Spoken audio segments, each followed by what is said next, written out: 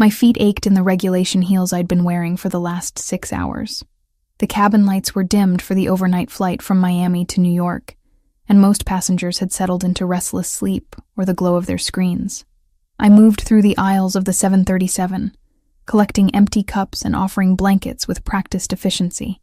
6 years as a flight attendant had taught me to smile through exhaustion, to soothe turbulent spheres, to handle drunk businessmen with grace. But nothing had prepared me for the sound coming from seat 2A. A child's wail, raw and desperate, cut through the cabin's white noise. Not the angry tantrum of a tired toddler. This was grief, wrapped in a 4-year-old's lungs. The kind of crying that made your chest hurt just hearing it. I glanced toward first class. Through the gap in the curtain, I could see a man hunched in his seat, a small boy thrashing in his lap. Other first-class passengers shifted uncomfortably. A woman in 1C pressed her noise-canceling headphones tighter against her ears. The man in 1D flagged down my colleague Jessica with an irritated gesture. "Can't you do something about that?" he demanded, loud enough for half the cabin to hear. "Some of us are trying to rest." Jessica's smile was strained. "I'm so sorry, sir. I'll see what I can do." She disappeared behind the curtain. I heard her speaking in low tones, probably offering the standard solutions. A snack, a coloring book, a stuffed animal from our limited supply. None of it would work. I already knew that. This wasn't hunger or boredom. This was something deeper. The crying intensified. I shouldn't have gotten involved. Crew members had assignments, territories. First class was Jessica's domain. But my feet carried me forward anyway, past the boundary that separated premium seats from the rest of us. The scene that greeted me made something in my chest twist. The man holding the boy was younger than I'd initially thought. Mid-30s, maybe. Dark hair swept back from a face that would have been handsome if not for the exhaustion carved into every line. A scar ran along his jaw, pale against olive skin. His suit was expensive, the kind that cost more than my monthly rent. But none of that mattered, because his eyes held the same desperation as his son's cries. He was trying. God, he was trying. One large hand rubbed circles on the boy's back. The other held a stuffed rabbit that had clearly seen better days. His voice was low, accented, pleading in a language I didn't recognize. Italian, maybe. Jessica caught my eye, relief flooding her features. "Maybe you could try," she whispered. "I've offered everything." I approached slowly. The man's head snapped up at my presence, and I nearly stepped back. His eyes were dark brown, almost black in the dim lighting, and they assessed me in a single sweep. Not lecherous, calculating, like he was determining whether I was a threat or an ally. "Sir?" My voice came out softer than intended. "I'm Alyssa. May I try something?" He studied me for a long moment. The boy continued to sob against his shoulder, small fists clutching his father's shirt. Finally, the man nodded once, a sharp, controlled gesture. "Please," he said. Just one word, but it carried the weight of months, maybe years. I crouched beside them, bringing myself to the boy's eye level. He had his father's dark hair, though his curled where his father's lay straight. His eyes were red-rimmed, tears streaming down flushed cheeks. He couldn't have been more than 4. "Hey there, sweetheart," I said gently. "My name's Alyssa. What's yours?" He buried his face deeper into his father's chest. The man's jaw tightened. "Luca," he supplied. His accent wrapped around the name, making it beautiful. "His name is Luca. That's a lovely name." I stayed crouched, making myself small and non-threatening. "Luca, I bet you're tired of this plane, huh?" "Me too. I've been walking up and down these aisles all night. No response. Just those heartbreaking sobs that showed no signs of stopping. An idea sparked. Dangerous, probably. But conventional methods had failed. "You know what my mama used to do when I couldn't sleep?" I asked, not expecting an answer. "She'd sing to me. Would you like me to sing for you?" Luca's crying hitched. Not quite stopping, but shifting. The man's dark eyes locked onto mine, and something passed between us. Permission. Desperation. Hope. I began to sing. The words came automatically, muscle memory from childhood. a soft melody my mother had sung to me every night before bed, even during those final months when cancer had stolen her voice's strength. I'd been 19 when she died, too old for lullabies but young enough to still crave them. Hush now, little one. Close your weary eyes. The moon is watching over you beneath the darkened skies. The effect was immediate. Luca's sobs cut off mid-breath. His small body went rigid in his father's arms, then slowly, incrementally, relaxed. Tiny fingers loosened their death grip on his father's shirt. I kept singing, my voice barely above a whisper. The cabin around us seemed to fade. It was just the three of us suspended in this moment, connected by a melody I'd almost forgotten I knew. When I reached the second verse, Luca turned his head.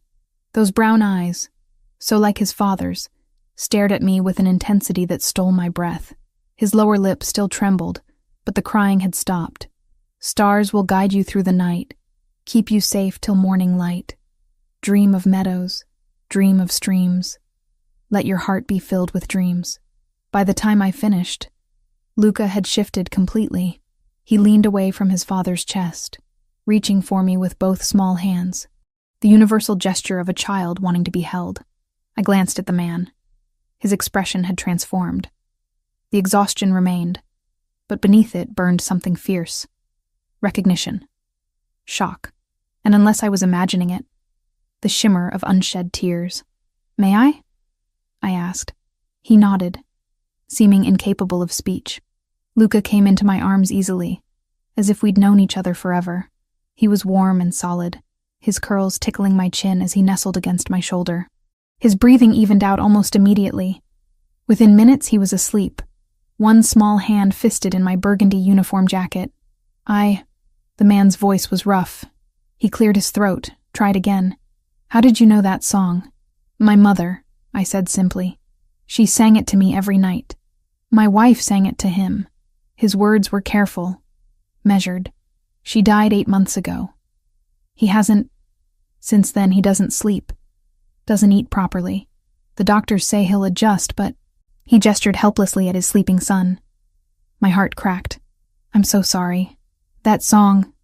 You sound like her." "Not exactly, but..." He shook his head, as if trying to clear it.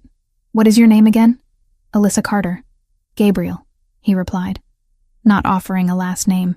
"Gabriel Montesani." The name meant nothing to me. Should it have? "Well, Gabriel Montesani," I said, adjusting my grip on Luca to make us both more comfortable.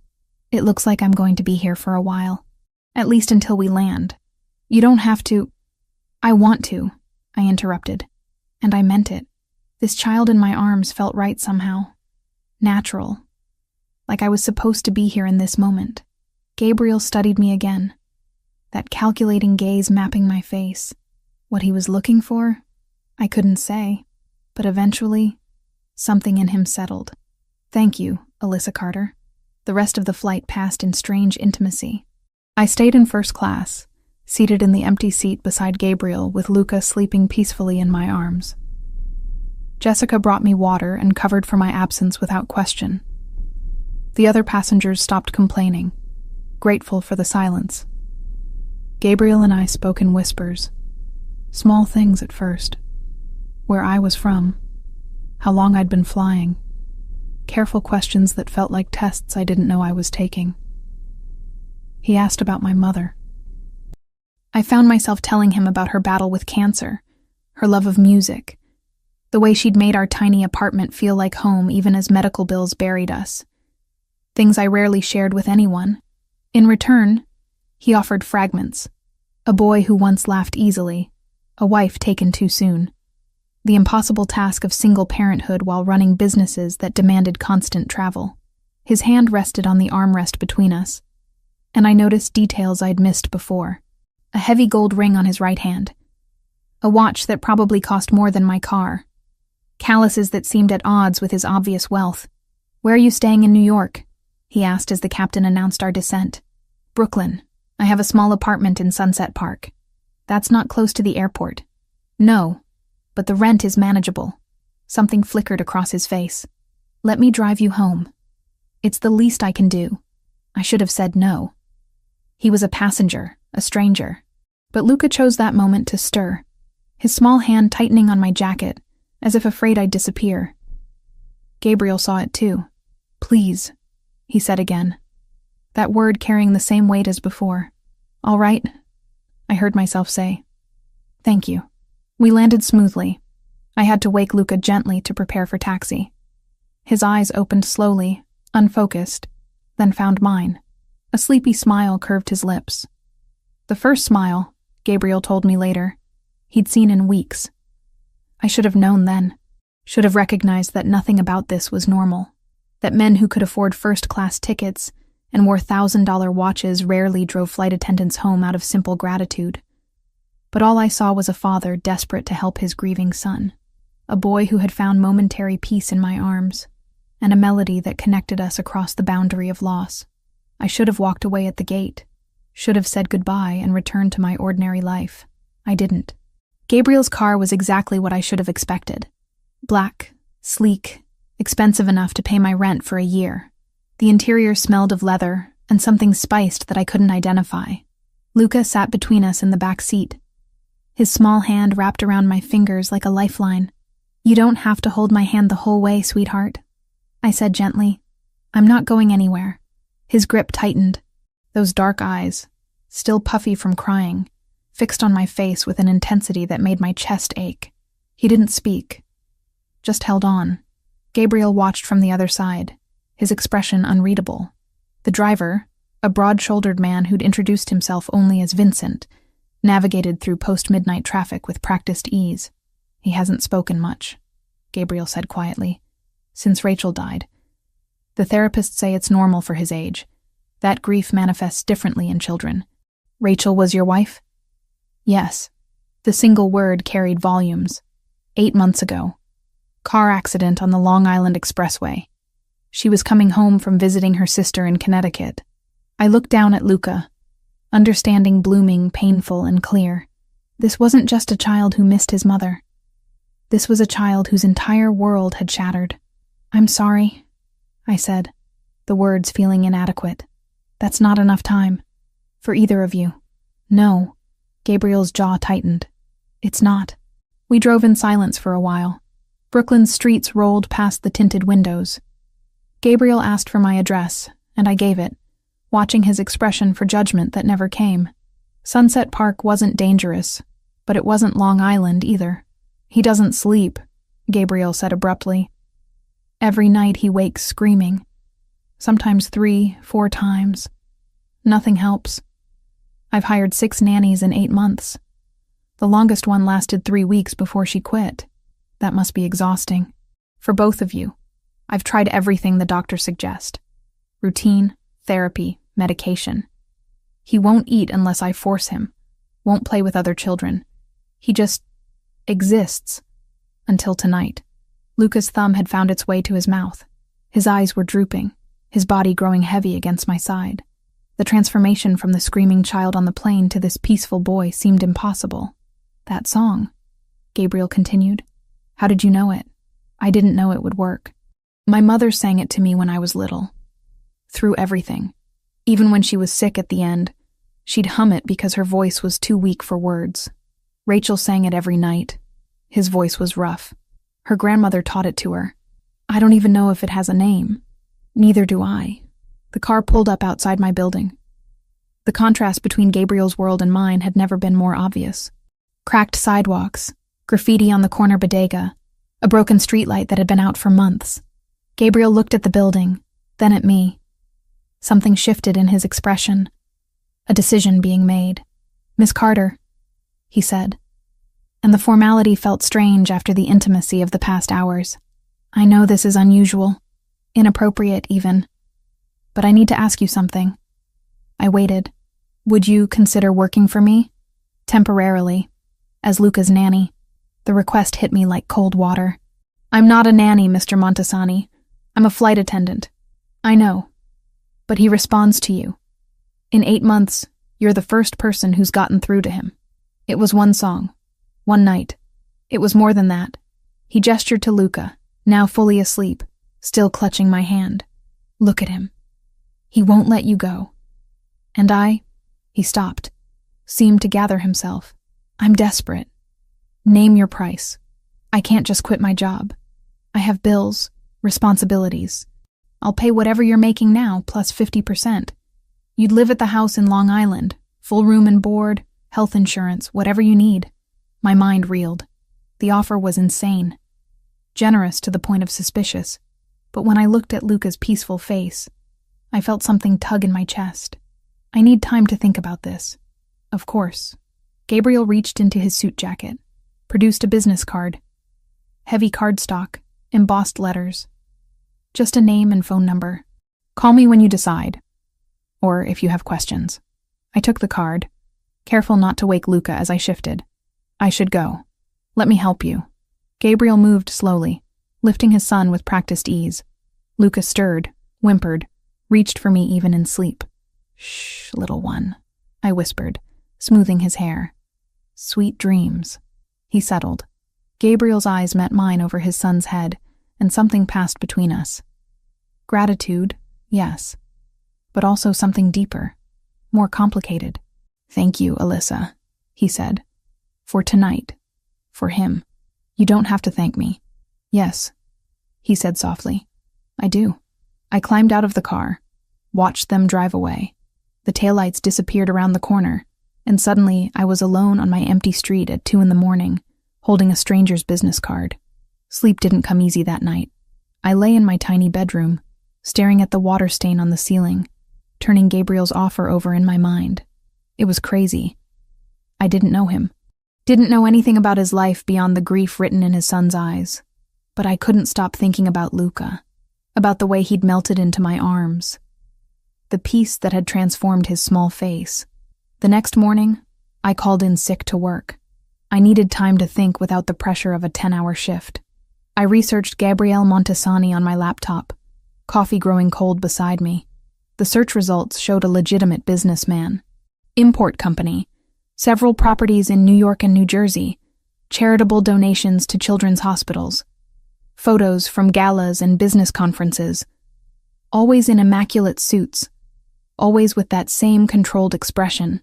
A few older photos showed him with a beautiful woman. Dark hair, warm smile. Rachel, I assumed. Nothing suspicious. Nothing that explained the weight in his eyes or the desperation in his voice. The flowers arrived on the 3rd day. Not roses. Purple irises in a crystal vase with a note in elegant handwriting. No pressure, just hope. GM. They sat on my kitchen counter, absurdly beautiful in my cramped apartment. Every time I looked at them, I thought of Luca's hand in mine. On the 5th day, I made my decision. I called the airline's HR department first. 6 years of service, gone in a 15-minute conversation. They were understanding, offered to hold my position for 60 days if I changed my mind. I thanked them and hung up, my hands shaking. Then I dialed the number on Gabriel's card. He answered on the 2nd ring. Alyssa, I'll do it, I said before I could reconsider. I'll try. For a few weeks at least. The exhale on the other end sounded like relief. Thank you. When can you start? I need 3 days to pack and handle things here. I'll send a car on Sunday, 10 a.m. All right. Alyssa? His voice softened. You won't regret this. I hoped he was right. Sunday morning arrived too quickly. I stood in my apartment, 2 suitcases packed, wondering what I'd just agreed to. The black car pulled up precisely at 10. Vincent emerged, offered a professional smile, and loaded my bags. The drive to Long Island felt eternal. We left Brooklyn behind, crossed into Queens, then Nassau County. The neighborhoods changed gradually, houses growing larger, lawns more manicured. Gates appeared. Security cameras, the visible markers of serious wealth. Finally, we turned onto a private drive. A gate swung open automatically, revealing a property that made my breath catch. The mansion was modern, all clean lines and large windows, set back on grounds that seemed to stretch forever. Gardens, a fountain, what looked like a tennis court in the distance. Jesus, I whispered. Vincent's smile widened slightly. Mr. Montesani values his privacy. That was an understatement. As we approached the main house, I noticed cameras mounted discreetly. Men in dark suits walking the perimeter. Their posture was too rigid, too alert. Security, clearly. But for what? The car stopped at the entrance. Vincent opened my door, and I stepped out onto pristine stone pavers. The front door opened before we reached it. A woman stood framed in the doorway. Tall, elegant, probably in her 50s, with silver-streaked dark hair pulled into a sleek bun. Her eyes were sharp, assessing, missing nothing. "Miss Carter," she said, her accent similar to Gabriel's. "I am Sophia. I manage the household staff. Mr. Montesani is in a meeting, but asked me to show you to your quarters." "Thank you." She turned without waiting for me to follow. I hurried after her into a foyer that could have fit my entire apartment. Marble floors, a curved staircase, artwork that looked expensive even to my untrained eye. "The house has 3 floors," Sophia explained as we climbed. "The main living areas are on the 1st floor. Family bedrooms on the 2nd. Staff quarters and storage on the 3rd. You'll be staying in the east wing, 2nd floor, near Luca's room." We reached a hallway lined with closed doors. Sophia stopped at one, pushed it open. "This will be yours." The room was larger than my bedroom and living room combined. A queen bed with a dove-gray duvet, a sitting area with comfortable chairs, windows overlooking the gardens, an attached bathroom visible through another door. "It's beautiful," I managed. "Dinner is at 7. Breakfast is available from 6 to 9 in the morning. If you need anything, there's an intercom system." She pointed to a panel near the door. "Press 1 for the kitchen, 2 for housekeeping, 3 for security." Security. The word hung in the air. "Luca's room is 2 doors down. Mr. Montesani's is across the hall. Please don't disturb him unless it's urgent." Her tone made it clear what she thought of my presence here. Suspicion radiated from every precise word. "I'm just here to help Luca," I said quietly. "We'll see." She turned to leave, then paused. "He's been through 6 nannies in 8 months, Miss Carter. Whatever you think you can offer. Others have tried and failed." The door closed behind her, leaving me alone in my new room, surrounded by luxury I'd never imagined, working for a man I barely knew, to help a child who'd crawled into my heart in a single night. I walked to the window, looked out at the perfectly maintained grounds, and wondered what I'd gotten myself into. 2 weeks. That's how long it took for Luca to smile at me without prompting. 14 days of patient routine, gentle coaxing, and that same lullaby sung every night until my voice grew hoarse. The first morning, he'd refused breakfast, sat at the massive kitchen table, small and lost, pushing scrambled eggs around his plate with a fork he barely knew how to hold. I didn't force him, just sat beside him, ate my own meal, and hummed softly. By lunch, he'd eaten 3 bites of a sandwich. By dinner, half a bowl of pasta. Progress measured in mouthfuls. The house was a maze, I learned slowly. 30 rooms, maybe more. I stopped counting after the 3rd library. Yes, 3 separate libraries. Each morning, I'd wake to sunlight streaming through windows that overlooked gardens so perfect they looked painted. My old apartment in Brooklyn felt like a fever dream, something that had happened to someone else. Luca's room was down the hall from mine, walls painted soft blue, toys organized with military precision, a bed shaped like a race car that he never slept in. Every night, he'd end up in Gabriel's room or mine, seeking comfort from nightmares I couldn't see but felt in every trembling breath. I found photos of Rachel in unexpected places. One in Luca's closet, tucked behind winter coats. Another in the music room, propped on the piano. She'd been beautiful. Dark hair that fell in waves past her shoulders, warm brown eyes, a smile that suggested she'd known how to find joy in small moments. In every photo, Gabriel looked at her like she was his entire world. "You have her voice," Sophia told me one afternoon. The housekeeper had thawed marginally over the 2 weeks, her suspicion replaced by grudging acceptance. Not exactly, but the tone, the pitch, it's close. That explained the lullaby, the way Luca had responded so immediately on the plane. I wasn't just singing his mother's favorite song. I sounded like her while doing it. The knowledge sat heavy in my chest. I was a replacement, a vocal ghost meant to soothe a grieving child. But when Luca laughed for the first time, a bright sound that filled the garden where we were playing, I couldn't bring myself to care about my role, only about the boy who was slowly coming back to life. Gabriel noticed. Of course he did. He'd started spending more time at home, appearing at meals, joining us for afternoon walks around the property, always watching, those dark eyes tracking every interaction between Luca and me. He ate everything on his plate, I reported one evening. We stood in the hallway outside Luca's room, where the boy had finally fallen asleep without crying, and he asked me to read him 3 different books. 3? Gabriel's expression softened. He hasn't asked for stories since. I know. I did know. Sophia had told me. The old nannies had told me during the brief overlapping days before they'd left. Luca hadn't wanted books, hadn't wanted music, hadn't wanted anything that reminded him of before. Thank you, Alyssa. Gabriel's voice was low, intimate in the dimmed hallway. I don't know how you're doing this, but thank you. Our eyes met, held. Something passed between us, electric and dangerous. I stepped back, breaking the moment. Just doing my job, I said, too brightly. His jaw tightened. Right. Your job. These moments multiplied, hands brushing when we both reached for Luca's hand during walks, shoulders touching in the narrow doorway of the playroom, long conversations after Luca slept.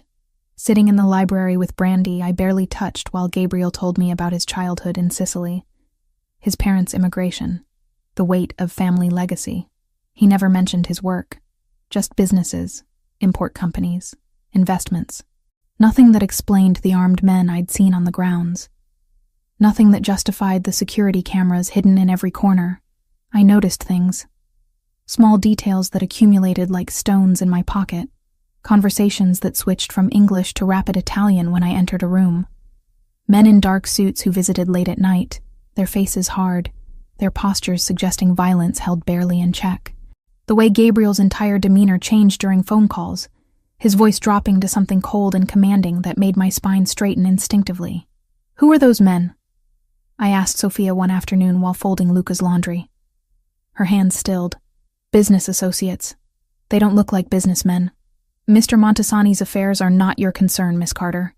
You're here for Luca. Nothing more. The warning was clear. But warnings had never stopped my curiosity.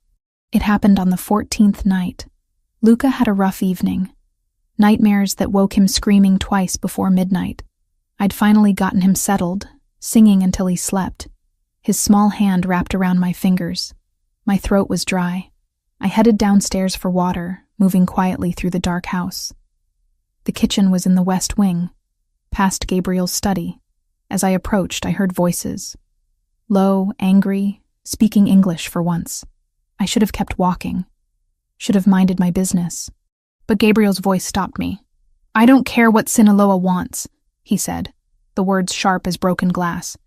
They don't dictate terms in my territory. Territory. The word snagged in my brain. Another voice, unfamiliar. They're pushing hard, boss. 3 shipments intercepted this month. They're testing you. Then we eliminate the problem, permanently. I want Rodriguez found and handled before the end of the week. Eliminate. Handled. Words that meant something specific when spoken in that tone. My hand found the wall, steadying myself. This wasn't business. This was something else. Something dangerous. What about the girl? A different voice now. The nanny. She's been asking questions. Alyssa is not your concern. Gabriel's tone could have frozen fire. She's here for my son. That's all. With respect, sir, she's a liability. Civilians always are. She's not a liability. She's... He paused. She's off limits. Make sure everyone understands that. I backed away slowly, my heart hammering so hard I was certain they could hear it. Back through the hallway, up the stairs, into my room where I locked the door with shaking hands. Eliminate. Territory. Sinaloa. The words replayed in my mind, connecting dots I'd deliberately ignored. The security. The armed men. The way people spoke Gabriel's name with a mixture of respect and fear. Gabriel Montesani wasn't just a businessman. He was something else. Something I'd been naive to miss. I didn't sleep. Just sat on my bed, watching the door, trying to decide what to do. Leave. Obviously leave. Call the police. Except what would I tell them? That I'd overheard a conversation that might mean nothing? That I suspected my employer was involved in illegal activities based on vague words and armed guards?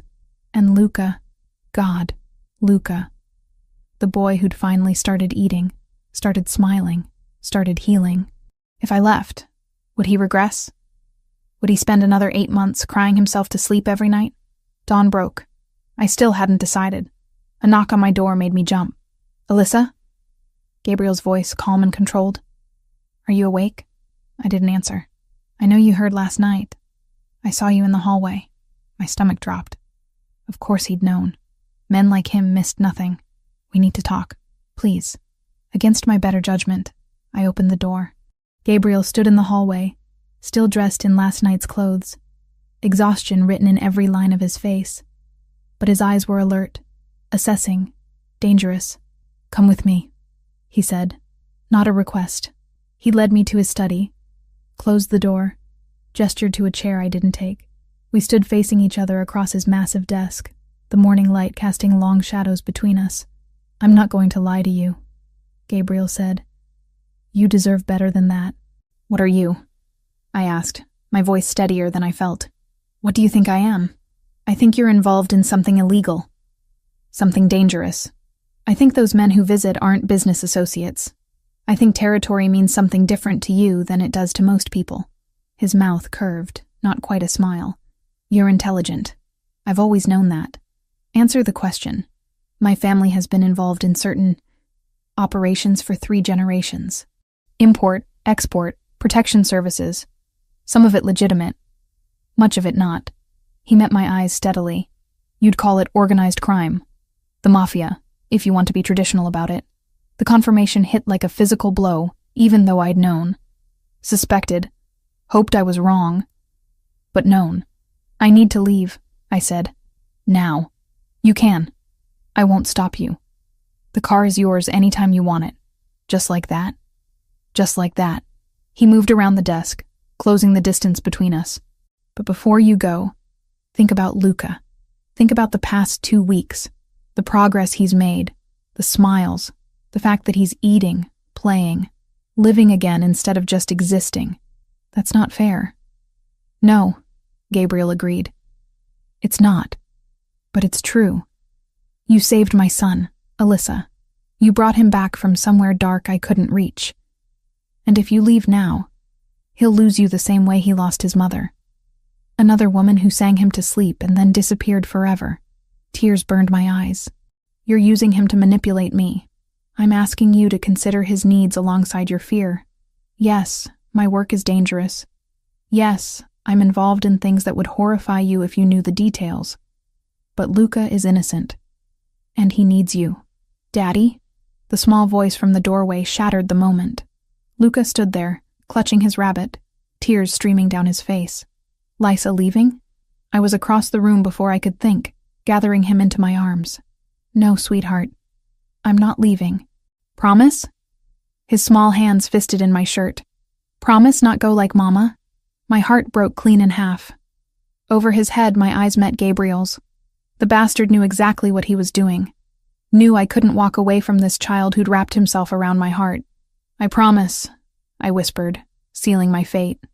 I'm not going anywhere. The rules were simple. I cared for Luca, nothing more.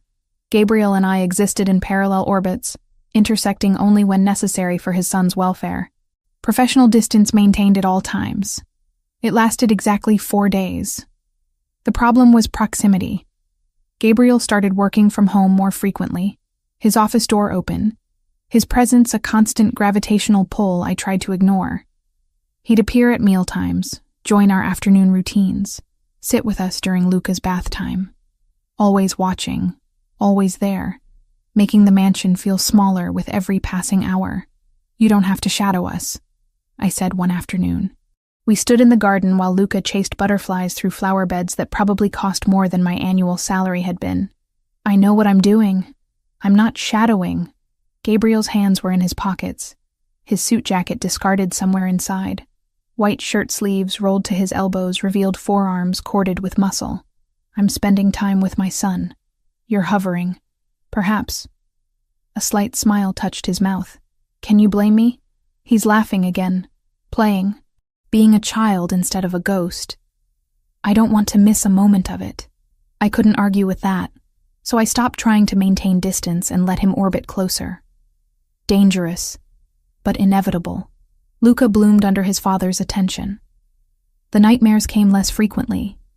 He ate without coaxing, started asking questions about everything, his vocabulary expanding daily, as if making up for months of silence. Why is the sky blue? He asked one morning at breakfast. Gabriel looked at me, eyebrow raised. I launched into an explanation about light refraction that was probably too complicated for a 4-year-old, but seemed to satisfy him. Smart and beautiful, Gabriel murmured when Luca ran off to play. Dangerous combination. Don't. I stood, gathering dishes. We have boundaries, remember? I'm simply observing facts. Observe them silently. But the tension between us stretched tighter every day. Hands that lingered too long when passing Luca between us. Conversations that drifted from logistics into something deeper, more personal. The way his eyes tracked me across rooms when he thought I wasn't looking. I told myself it meant nothing. He was grateful, that's all. I'd helped his son. Natural to feel some attachment to the person who'd done that. I told myself this while lying awake at night, my room 2 doors from his, hyper-aware of his presence across the hall. The park trip was my idea. 3 weeks in the mansion, and Luca needed more than manicured gardens. He needed other children, playground equipment, the chaos of normal childhood. Gabriel resisted. It's not safe. He needs socialization. You can't keep him locked in a gilded cage forever. Something flickered in his expression. Watch me. Gabriel. I kept my voice gentle but firm. He's doing so well, but he needs more than just us. Please. He studied me for a long moment, then sighed. Fine, but Vincent and 2 others come with us. Non-negotiable. Deal. The park was 30 minutes away, public and crowded on a Saturday afternoon. Families everywhere, children screaming joyfully on swings and slides. Luca's eyes went wide. Can I? He pointed to the jungle gym. Go, Gabriel said, and Luca took off like he'd been released from prison. Vincent and the other guards, whose names I'd learned were Marco and Anthony, positioned themselves strategically. Not obviously threatening, but there, always there. I tried not to think about what kind of life required this level of security for a trip to the park. Luca played. I pushed him on swings, caught him at the bottom of slides, laughed when he got dizzy from the spinning merry-go-round. Gabriel watched from a bench, phone in hand but eyes on his son. The expression on his face made something in my chest ache. This was what he'd been missing. Joy, normalcy, the simple pleasure of watching his child be happy. I was helping Luca across monkey bars when I noticed the man, 30s maybe. Leather jacket despite the warm weather, standing too still among the moving crowd, his attention fixed on our group. Not casual observation, focused surveillance. My stomach clenched. I glanced at Vincent. Saw his posture had changed. Rigid, alert. He'd noticed too. Time to go, Vincent said, appearing at my elbow. His voice was calm but brooked no argument. Now, Miss Carter. What's wrong? But I was already lifting Luca off the bars. Daddy? Luca's face crumpled. Not done playing. Gabriel materialized beside us, taking Luca from my arms. We'll come back another day, Piccolo. Promise. We moved quickly but not frantically toward the parking area. The guards formed a triangle around us. Vincent in front, Marco and Anthony flanking. I looked back once, saw the man in the leather jacket speaking into a phone. The drive back was silent except for Luca's confused questions. Gabriel's jaw was clenched so tight I worried he'd crack teeth. His hand gripped his phone hard enough to turn knuckles white. Inside the mansion, Gabriel handed Luca to me. Take him upstairs. Stay in your rooms until I come get you. Gabriel? Please, Alyssa. His eyes were harder than I'd ever seen them. Don't argue. Not about this. I took Luca upstairs, my heart pounding. Through my window I watched black SUVs arriving. Men in dark suits emerging. Gabriel meeting them in the driveway, his gestures sharp and angry. This was his world. Violence barely contained, danger lurking in public parks. Enemies I couldn't see but could feel pressing in from all sides. Luca and I played board games, read books. I sang him to sleep for an afternoon nap, then sat by the window, watching the increased security patrol the grounds. Gabriel came for us as dinner time approached. His tie was gone, shirt partially unbuttoned, exhaustion carved into every line of his face. "Is it safe?" I asked. "Safe enough. Come, we need to talk." Luca stayed with Sophia while Gabriel led me to his study. He poured himself whiskey, drank it in one swallow, poured another. "The man at the park," he began without preamble, "works for the Sinaloa cartel. They're trying to map out my vulnerabilities. Figure out leverage points." "Leverage points," I repeated. "You mean Luca." "I mean anyone I care about." His eyes met mine, heavy with meaning. "Including you now. I'm just the nanny. You're more than that, and we both know it." He set down his glass. "They'll use whatever they can to get to me. My son, my home, people who work for me. And yes, the woman who's brought my son back to life." The weight of it settled on my shoulders. I'd known his life was dangerous, but knowing and feeling the threat were different things. What happens now? Increased security. You and Luca don't leave the property without my explicit permission and a full security team. No more spontaneous outings. So we're prisoners. You're protected. He moved closer, stopping just outside my personal space. "I need you to understand something. These people don't negotiate, they don't show mercy. If they decide Luca is useful leverage, they'll take him, and they won't be gentle about it." Fear spiked through me. "Then maybe I should leave. If I'm making things more dangerous, you're not making anything worse. They've been circling for months. Since before you arrived." He ran a hand through his hair, destroying its usual perfect order. "This is my life, Alyssa. The life I inherited when my father was killed. I was 25. My brother was supposed to take over, but he'd been murdered 3 months earlier. So it fell to me. The businesses, the territory, the endless cycle of threats and retaliation." I'd never heard him talk about his family before. "I'm sorry. Don't be. I've made my choices, built my empire. I'm not asking for sympathy." He paused, something vulnerable flickering across his face. "Rachel died in that car accident, but I've never been sure it was truly an accident. The brake lines showed unusual wear. The investigation was inconclusive, but my instincts, you think someone killed her. I think she became a target because she was mine, because loving me made her vulnerable." His voice dropped. "That's why this can't happen. Whatever this is between us.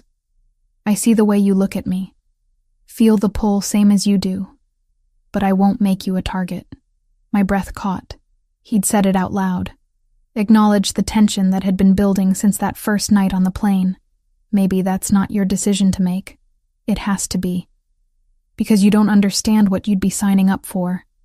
The constant danger. The knowledge that people want to hurt you to get to me. The blood on my hands from protecting what's mine. I know you're not a good man, Gabriel. Do you?" He stepped closer. Close enough that I could smell his cologne. See the flecks of gold in his dark eyes. "Do you know how many people I've killed? How many lives I've destroyed?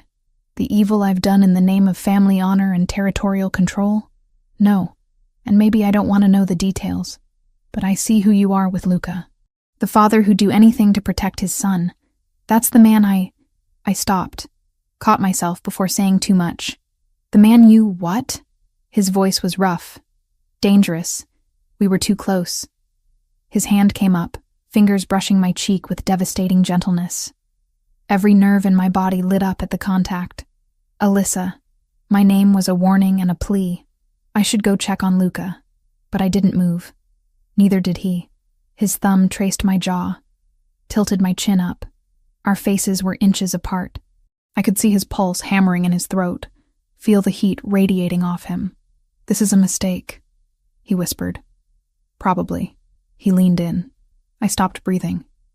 His lips were almost touching mine when he suddenly stepped back. The separation physical pain. "No," the word was harsh. "You deserve someone whole. Someone clean. Not a man whose world is built on violence and blood money. You deserve better than what I can offer." Before I could respond, he turned and walked out, leaving me alone in his study, my heart racing and my lips aching for a kiss that would never come. 3 days of self-imposed isolation felt like 3 years. The mansion's walls closed in despite their grandeur. Luca sensed the tension, growing clingy and restless. His nightmares returned, though less severe than before.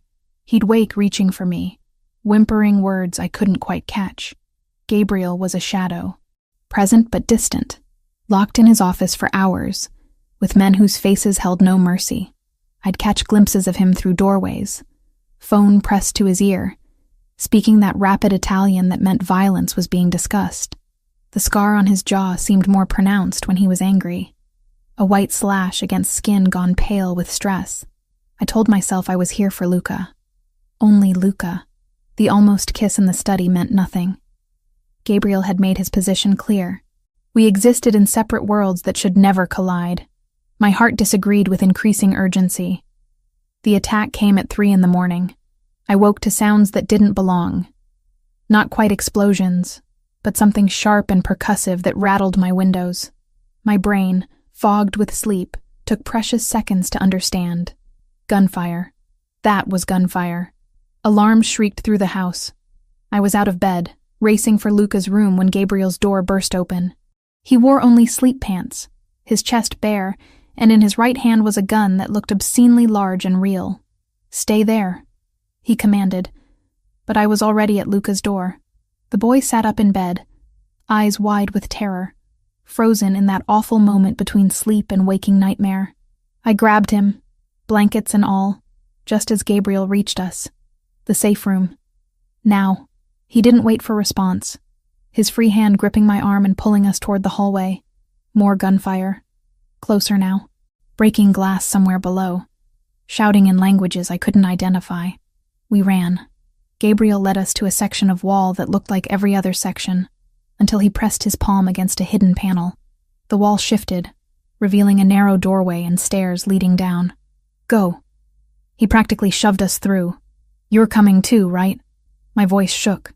Luca was sobbing against my shoulder, his small body trembling so hard I thought he'd shake apart. "Right behind you." The stairs were steep, dimly lit by emergency lighting. At the bottom was a door made of steel, serious and final. Gabriel entered a code on a keypad. The door opened with a mechanical hiss. Inside was a room maybe 15 feet square. Gray walls, no windows, a single vent in the ceiling. Basic furniture. Supplies stacked against one wall. A bank of monitors showing various angles of the property.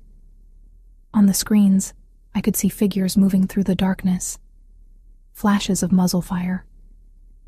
Bodies falling. My stomach lurched. "Daddy?" Luca's voice was tiny, broken. "Bad men?" "Very bad men, Piccolo."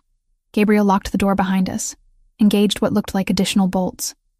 "But they can't reach us here. Vincent and the others will handle it." He moved to a radio system, barked orders in Italian. His tone was ice and steel, nothing of the vulnerable man who'd almost kissed me 3 days ago. This was the other Gabriel, the one who'd inherited an empire at 25 and built it larger through blood and strategy. Luca wouldn't let me go. His arms circled my neck in a stranglehold, his face buried against my shoulder.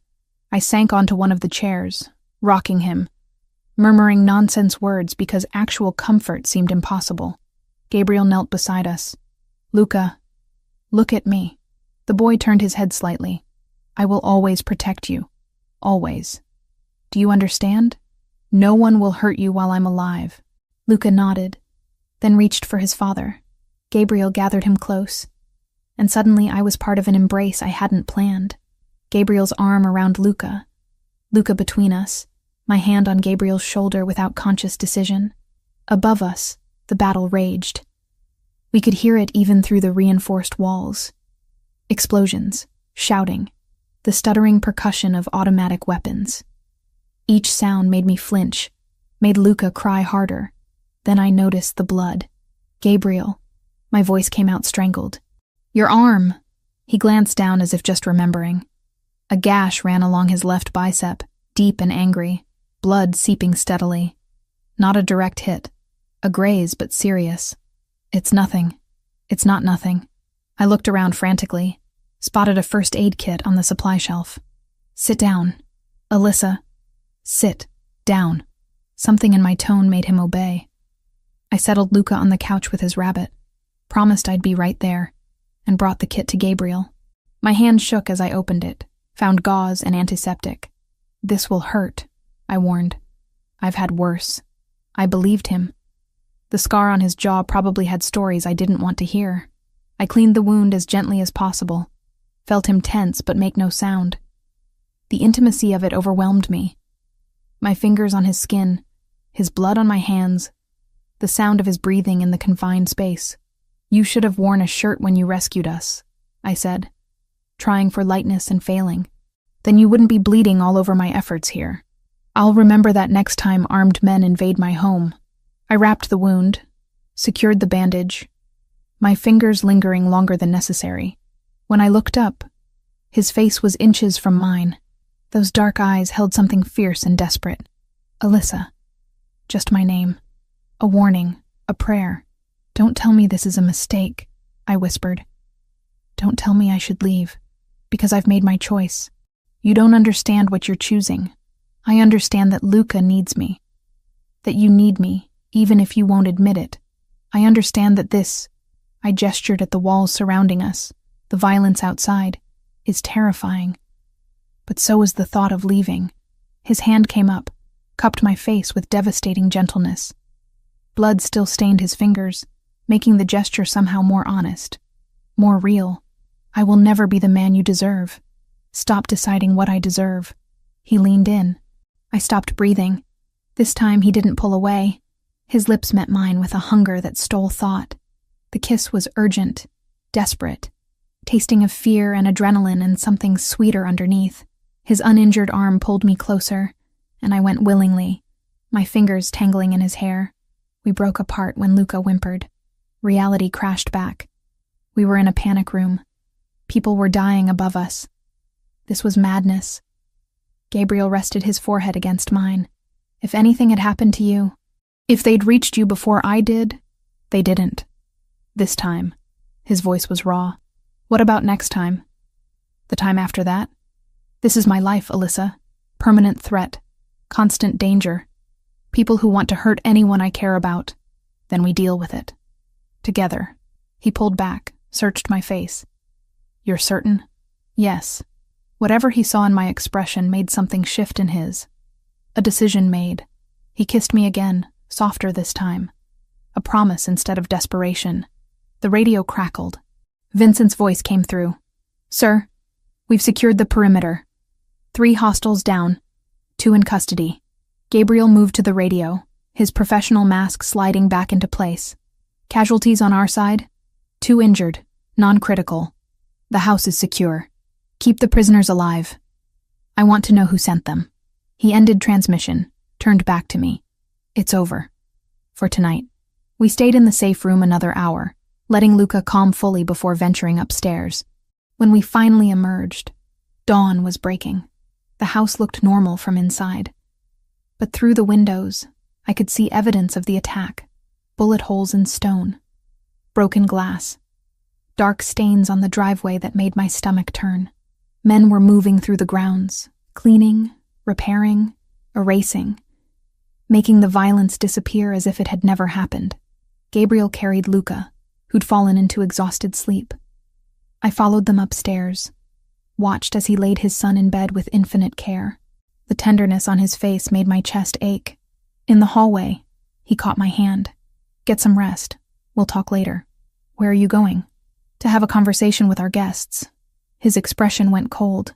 They'll tell me who sent them, and then I'm going to end this threat permanently. Gabriel, I know what I'm doing, Alyssa. This is war, and I'm very good at war. He kissed me once more, quick and fierce, then disappeared down the stairs. I stood alone in the hallway, my lips still burning, my hands still shaking, fully understanding the choice I'd made. This was my life now. Violence and danger, and a man who killed to protect what was his.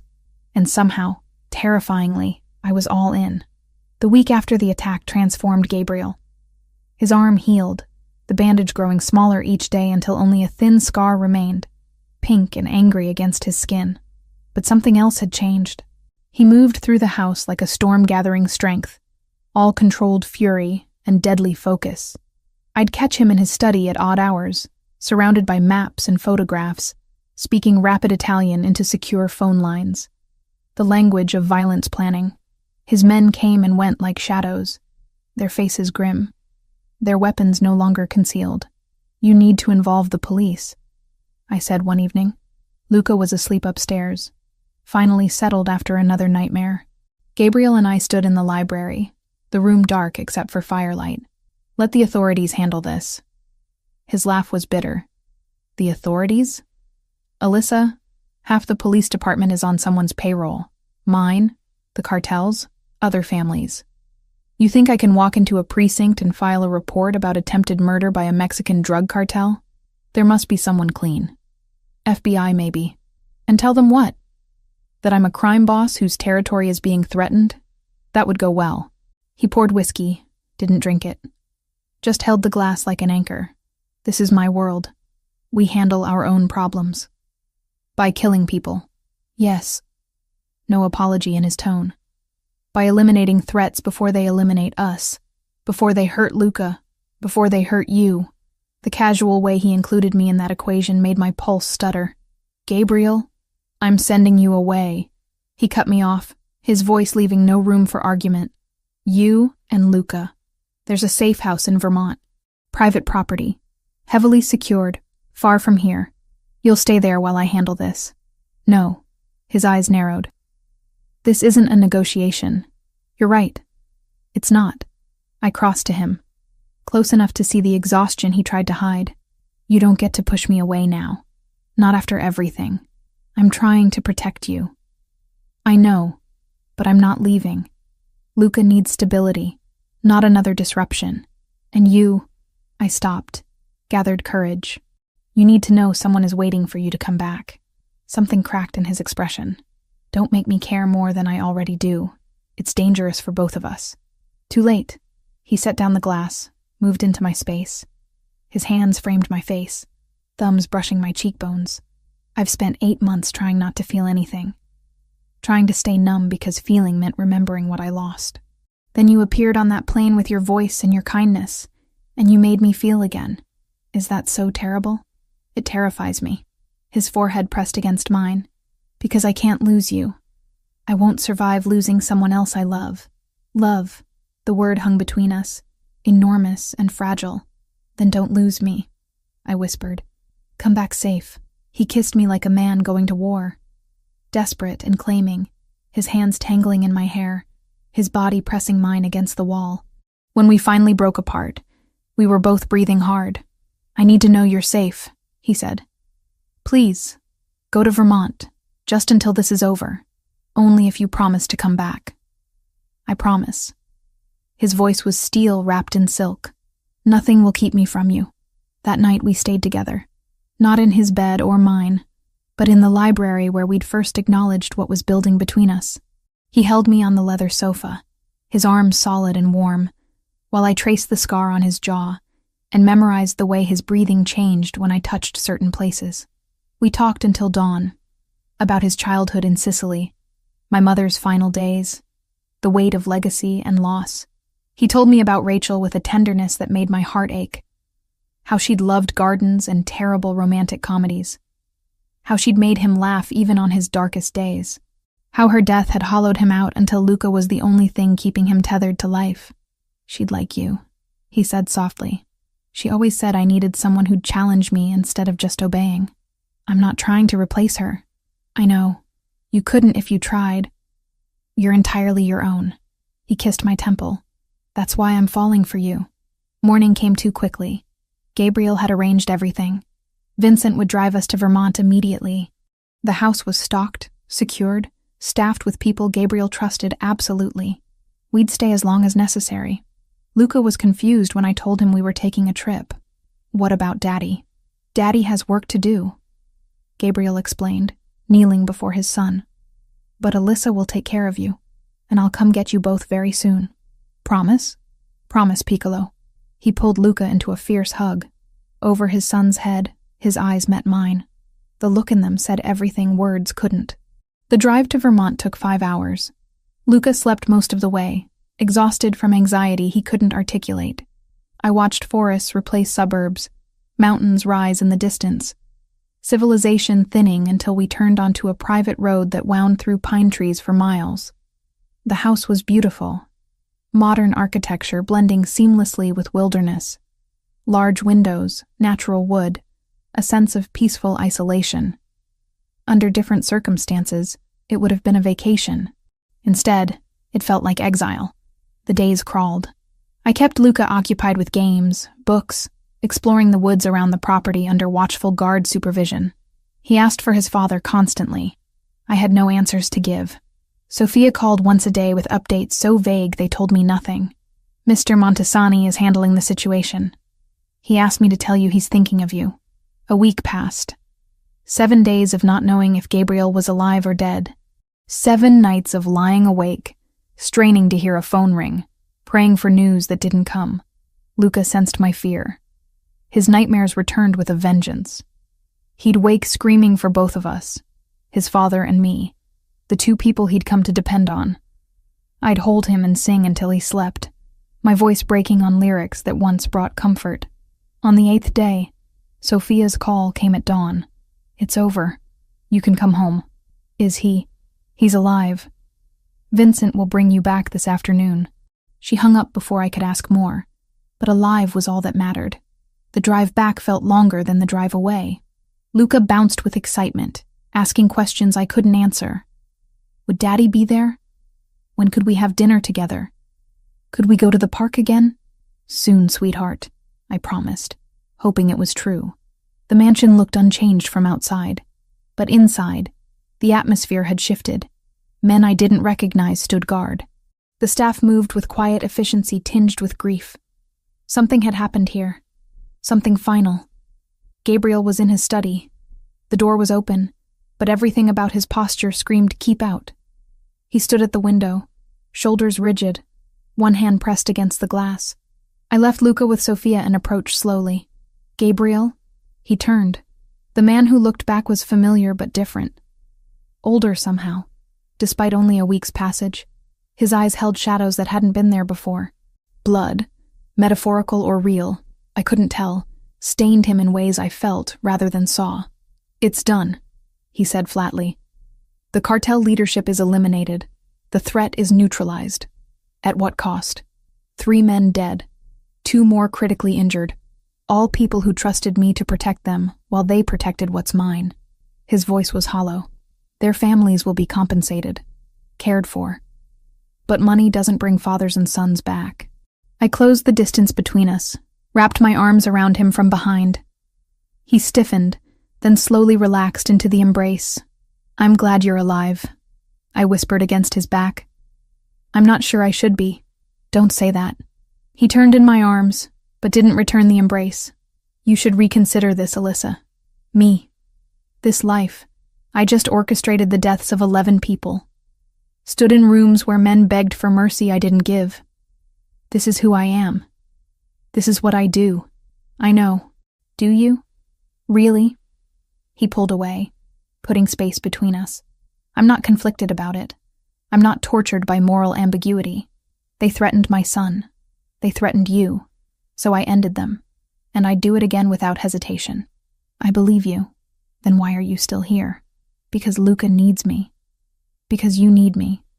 Even if you're trying to push me away. Because I made a choice to stay. And I'm not backing out because things got difficult. I moved closer again. You want me to be horrified? Scared? I am. But I'm more scared of leaving you alone in this darkness than I am of staying. He stared at me for a long moment. Then finally something broke. He pulled me against him, his grip almost painful in its intensity. I don't deserve you. Probably not. But you have me anyway. We stood like that until Luca's voice echoed through the house, calling for both of us. Gabriel's hand found mine, our fingers lacing together. Ready to pretend everything's normal? He asked quietly. I'm getting good at it. Together we went to find his son. Our son, I was starting to think. The family we were building from broken pieces and desperate hope. Gabriel stopped touching me. Not physically distant, but emotionally gone. He'd sit across from me at dinner, smile at Luca's stories, answer my questions with perfect courtesy, but the man who'd kissed me like I was oxygen had disappeared behind walls I couldn't scale. 2 weeks after we returned from Vermont, I found him in Rachel's garden. She'd designed it herself, according to Sophia. Roses and lavender, winding stone paths, a bench positioned to catch the morning sun. Gabriel sat there now, staring at nothing, his hands loose between his knees. "Luca's asking for you," I said quietly. "Wants you to read him the dinosaur book. Tell him I'll be there in a minute." "Gabriel." I said I'll be there. His tone was flat, empty, not angry. Worse. Absent. I left him there and went to read the dinosaur book myself for the 3rd time that week. Luca listened with half his attention, his eyes drifting to the doorway where his father didn't appear. "Is Daddy mad at me?" he asked when I closed the book. "No, sweetheart. Never. He's just dealing with grown-up things. Sad things?" "Yes, sad things." Luca curled against my side. "I don't want him to be sad. I don't want you to be sad either." My heart cracked. This child had already lost his mother. Now his father was disappearing into grief and guilt, while Luca watched, helpless and confused. That night, after Luca finally slept, I went to Gabriel's room. Knocked once, didn't wait for permission. He sat at his desk, paperwork spread before him, a glass of whiskey within reach. "We need to talk." "Not tonight, Alyssa." "Yes, tonight." I closed the door behind me, leaned against it. "You're shutting me out. You're shutting Luca out. And I'm done pretending it's fine." His jaw tightened. "I'm doing what I need to do. What you need to do is face what you're feeling instead of running from it. You don't understand. Then explain it to me." I moved closer, refused to let him hide behind that desk. "Tell me why the man who said he was falling for me won't look me in the eye anymore. Tell me why Luca asks if his father is mad at him, because you barely speak to him." That got through. His eyes finally met mine, and the pain in them stole my breath. "I killed 11 people, Alyssa. 11. I planned it, executed it, and walked away without losing a single night of sleep. 3 of my own men died following my orders. Their children will grow up without fathers, because I commanded them into a war zone." His voice was raw. "How am I supposed to come home and pretend to be a good man? How am I supposed to touch you with hands that have that much blood on them? I'm not asking you to pretend to be someone you're not. You should be." He stood abruptly, paced to the window. "You deserve better than this, than me. A normal man with a normal job who can give you a safe, clean life. Not someone who'll always have enemies, who'll always be one threat away from violence. Stop deciding what I deserve. I'm trying to protect you." "From what? From you?" I moved to stand beside him, close enough to feel the tension radiating off him. "Gabriel, I knew what you were before I made my choice. I saw the violence. I lived through the attack. I spent a week in Vermont not knowing if you'd come back alive. And I chose to stay anyway. You shouldn't have. Too late." I touched his arm. Felt him flinch. "You're doing what Rachel did. She died and left you and Luca alone. Now you're trying to leave us while still being physically present. And it's destroying him." His breath caught. "That's not fair." "No, it's not. But it's true. Luca's nightmares are back. He's withdrawn again. Not as bad as before, but he's slipping. He needs his father. The real one, not this ghost." Gabriel's hands clenched into fists. "What if I can't be what he needs? What if I'm too broken, too tainted by what I've done? Then we work on it. Together. You get therapy. You process what you've been through instead of burying it. You let me in instead of pushing me away because you've decided you're not worthy." I stepped in front of him, forced him to look at me. "I don't need you to be perfect, Gabriel. I need you to be present. To fight for us, the way you fight for your territory." Something cracked in his expression. "I'm afraid," he admitted, the words barely audible. "I'm afraid of losing you the way I lost her. I'm afraid of corrupting you. of dragging you so deep into my world that you can't get out. I'm afraid I'll fail Luca again, that I'll be too damaged to be the father he deserves. Those are all valid fears, but running from them won't make them go away. It just means you'll lose us anyway, and you'll have chosen it yourself." He closed his eyes, and when he opened them again, they were wet. "I don't know how to do this. How to be with someone when I'm like this. You start by letting me in, by accepting that family isn't about being perfect. It's about staying even when things are hard, even when you're broken, even when you've done terrible things." I took his hands, blood-stained or not. "I'm choosing to stay, Gabriel. Stop trying to make me leave." He pulled me against him suddenly, his arms wrapping around me with desperate strength. "I've been so lost," he whispered against my hair. "Since she died, I've just been going through motions. Luca was the only thing keeping me tethered. Then you appeared and gave me something else to hold on to.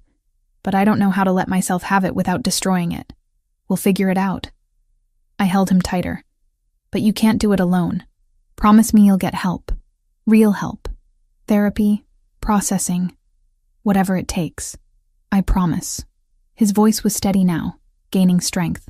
"I'll call someone tomorrow. And I'll talk to Luca. Explain things in a way he can understand." We stood like that for a long time, holding each other in the darkness of his room. When we finally pulled apart, something had shifted. Not fixed, not healed, but open. The walls had cracks now. Light could get through. Over the following weeks, Gabriel kept his promise.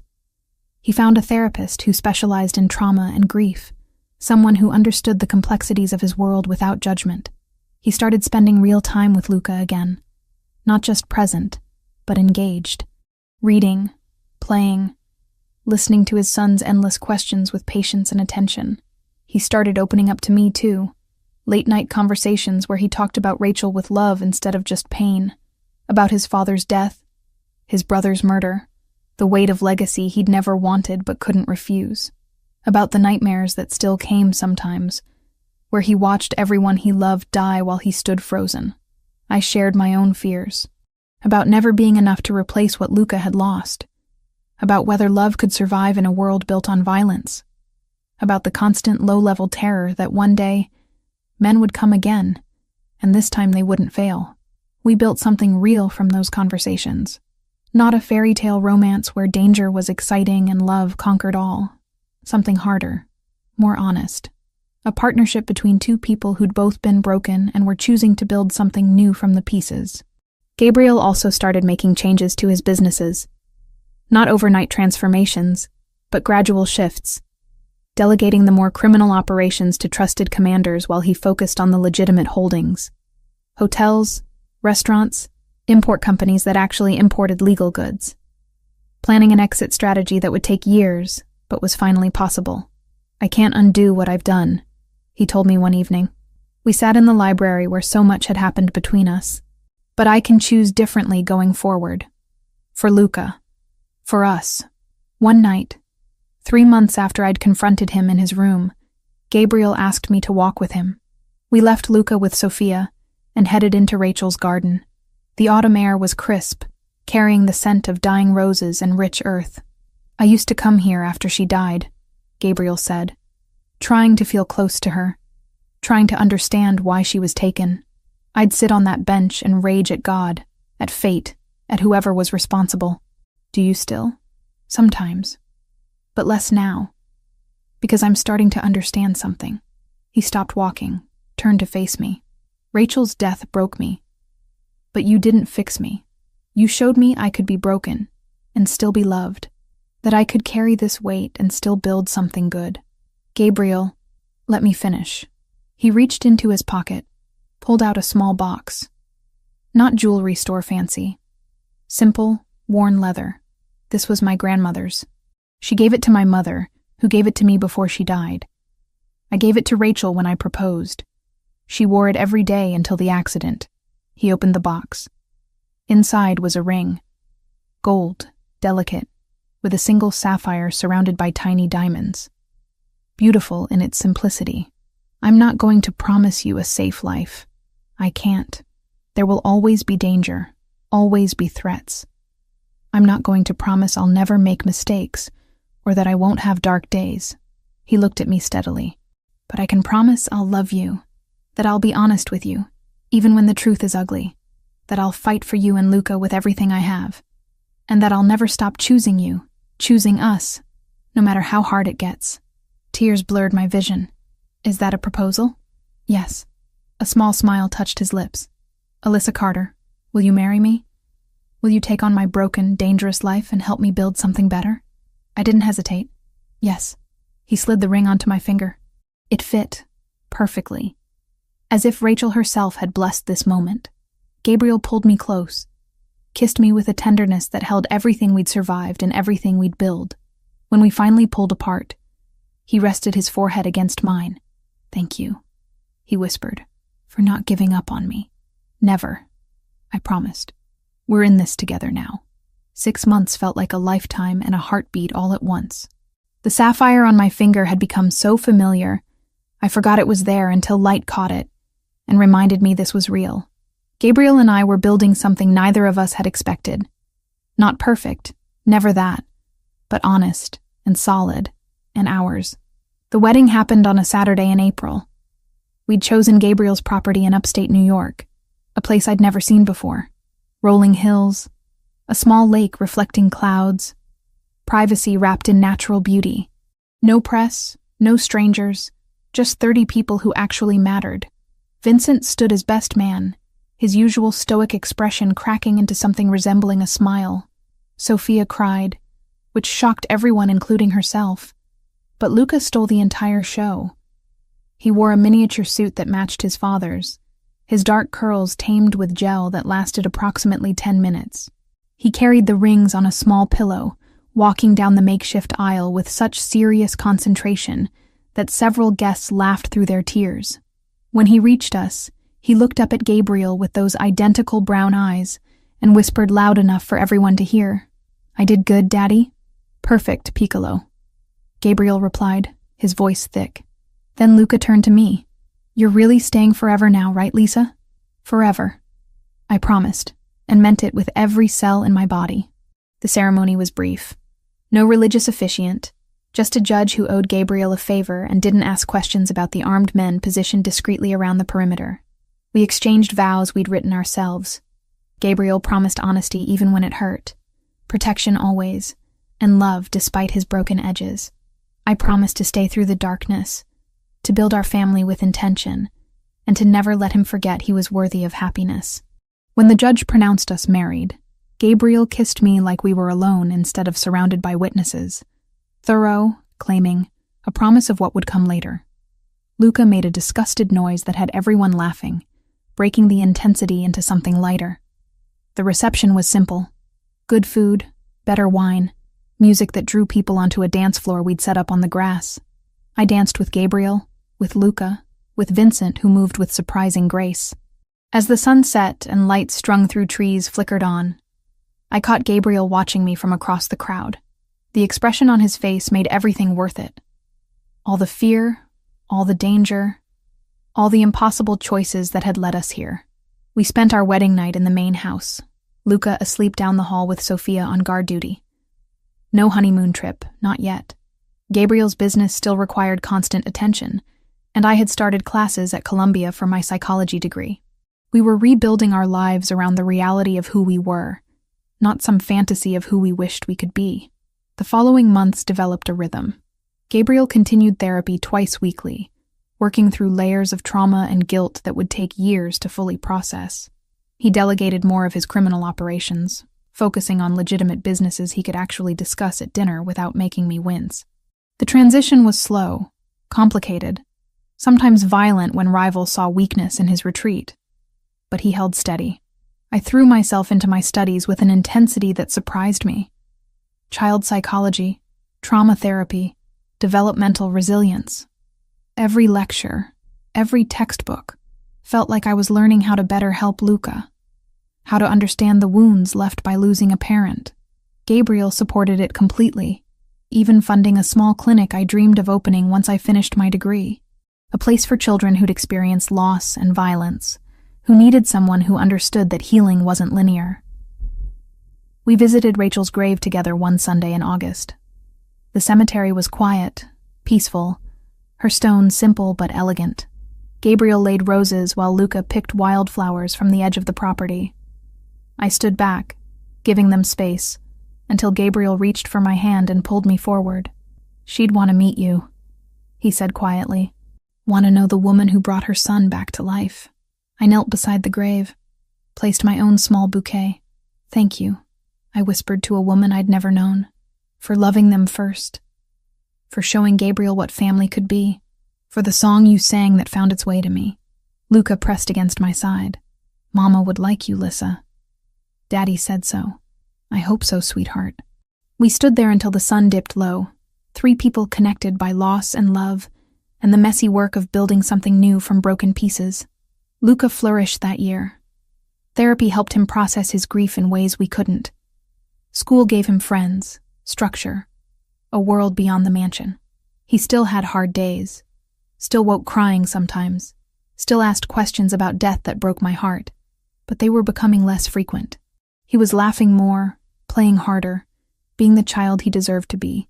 The threat came on a Tuesday. Unremarkable, ordinary, until it wasn't. I was making lunch when the security system activated, alarms screaming through the house.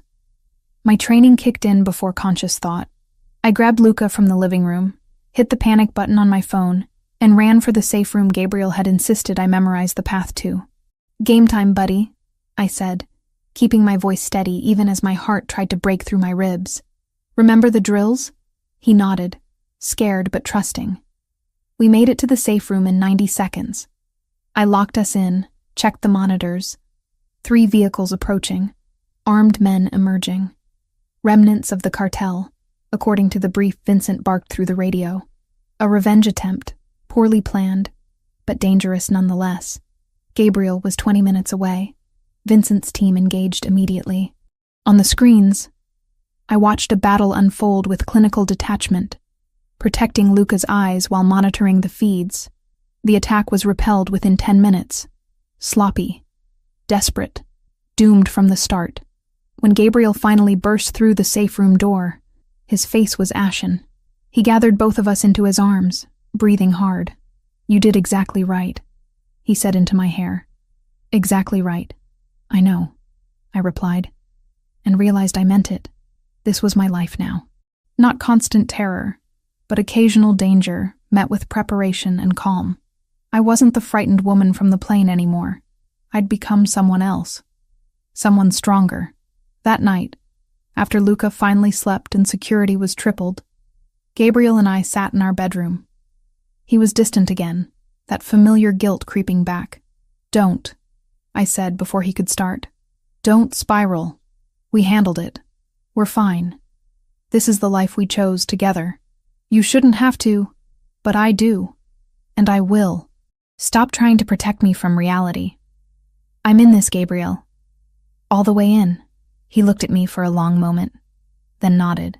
We didn't make love that night, just held each other, breathing in sync, grateful to be alive, and together, and whole. A year after I'd stepped onto that plane and sung a lullaby to a crying child, I stood in our garden watching Luca play with a soccer ball. Gabriel joined me, sliding an arm around my waist. The sunset painted everything gold, making ordinary moments feel sacred. "What are you thinking?" he asked. That I never imagined this, any of this, that a single song could change everything. It wasn't just the song, it was you. Your courage, your heart, your stubborn refusal to give up on us. On him, I corrected. I stayed for Luca. And now? Now I stay for all of us. I turned in his arms, looked up at the man who'd become my entire world. This isn't the life I planned. It's dangerous and complicated and sometimes terrifying. But it's ours, and I wouldn't trade it for anything. He kissed me softly. A promise of tomorrow and all the days after. Luca called for us to watch him kick a goal. We walked toward him together, hand in hand. A family forged from grief and violence and love that refused to be defeated. The future stretched before us, uncertain but full of possibility. There would be more threats, more darkness, more nights where fear tried to win. But there would also be mornings filled with laughter, Luca's homework spread across the kitchen table, Gabriel's rare smiles that made everything worthwhile. We were not a fairy tale. We were something better. Real, flawed, fighting for each other every single day. And that, I'd learned, was more than good enough, was